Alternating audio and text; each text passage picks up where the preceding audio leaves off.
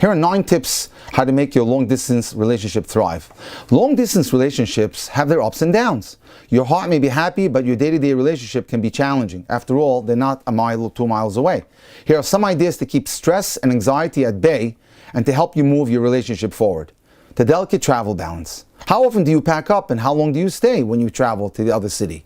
Of course, there are many factors like how much time you can get off from work and what kind of travel budget you have. I have a client, for example, in Canada who simply ran out of vacation days because he spent so much time dating in the New York area. Of course, there are many factors, like we said, taking time off from work, etc. All things being equal, it would be ideal to see each other every 3 weeks for 2 to 4 days at a time. With budget concerns, work schedules, and intercontinental dating, every 3 weeks may not work. Try not to let more than 6 weeks go by without meeting in person. Although video chat has advanced our dating, when you're marriage-minded, it's vital to date someone in person, as a relationship can change drastically once you see them face-to-face and start to spending time together. I often tell people to try to limit the video chats to 2 or 3 at most, and then they have to get to the airport and travel to the other party's city and start physically dating, because physical dating is so different than video chatting. Managing visit expectations would be point number 2. Our clients often tell us that they feel extra pressure to make something special happen since so much time has passed since the last time they dated face-to-face. Acknowledge your desire to make the visit meaningful and also realize that things are not always going to go perfectly. All relationships have their ups and downs, and although it's no fun, it's likely that at least one visit together will fall during one of those down moments.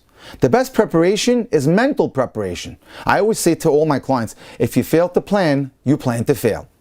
Get your mindset to be present during the visit. Make sure that you're well rested. Don't let your past hurt or future worry be at the front of your mind. Forget about it. Tune it out. Try to enjoy just being together. Live and be in the moment. Whether you go out on the town or have a cozy date night or just hanging out somewhere together. 3, talk about expectations and fears with your date. Some of us try so hard not to say what's on our mind to avoid conflict, while some of us have a need to talk about things up front and be straightforward. Try to gauge when it's the right time to talk about the stress of long-distance dating and share that stress, as well as your expectations and your fears. Make sure you both know that expectations and fears are all normal part of long-distance relationships, all relationships in fact. Make a safe place for the other person to express what is on their mind. Provide comfort, and then go back to enjoying the relationship. Don't dwell on your expectations and fears, as they are often related to your past or future and are not rooted in the present moment anyway. Number 4, how well do I know you? If you started your relationship at a distance before thinking of getting engaged, it's a good idea for you to have time with their family and friends. After all, you're going to be part of the family. You need to make sure that you get to know them well. People act differently when they're around others. Seeing someone in different contexts is important before taking the next step.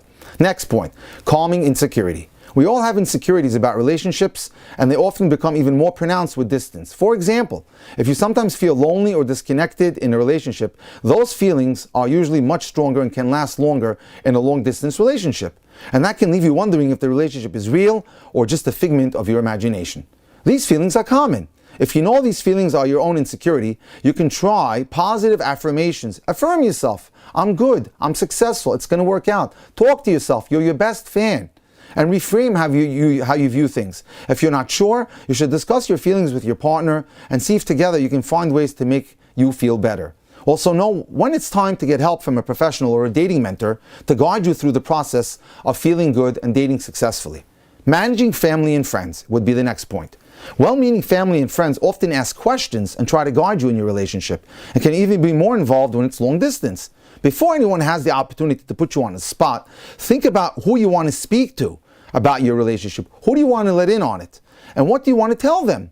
Seek advice from those that you trust. For everyone else, remember that just because someone asks you a question doesn't mean you have to give an answer. It's your private life. Long-distance relationships are more fragile. Guard your relationships. As it says in the Gemara, "En beracha shiruya ela b'davar shenistar min ha'ayin." There's no bracha that can really take grasp unless it's hidden from the eye. So you have to be careful what you share and who you share to. And give it the appropriate privacy that it needs so it can flourish. Quelling cold feet would be our next point. While the old expression, absence makes the heart grow fonder, the reality is that absence can also create distance. And distance can lead to cold feet and nervousness. Dating at a distance is an investment. Both sides have to be willing to put in a big effort to build the relationship. Give yourself extra time to allow the relationship to develop, and try to use a little extra patience during conflicts.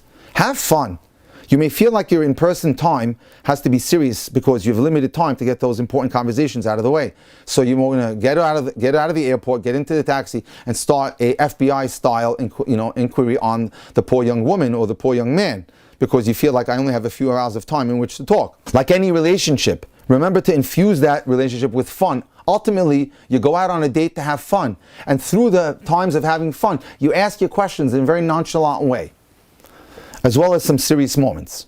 Give funny cards or thoughtful gifts. Keep your sense of humor. It's very important when you're miles apart, and especially when you spend some time together. Managing the transition to one location. By the time you finally get the hang of dating long distance, it'll be time to learn how to live and date in the same city. One of you will need to make the transition to a new and unfamiliar location. After all, someone's going to have to move. If you're the one moving, give yourself extra time to adjust to a new city and new life. Moving is a big challenge, and even more so when in a serious relationship. If you're the one who's going to stay in your city, be extra forgiving of your partner in the first month after the move. Long-distance relationships require some work and consideration. Ask yourself if you're up for the challenge, and if you are, give it your best effort.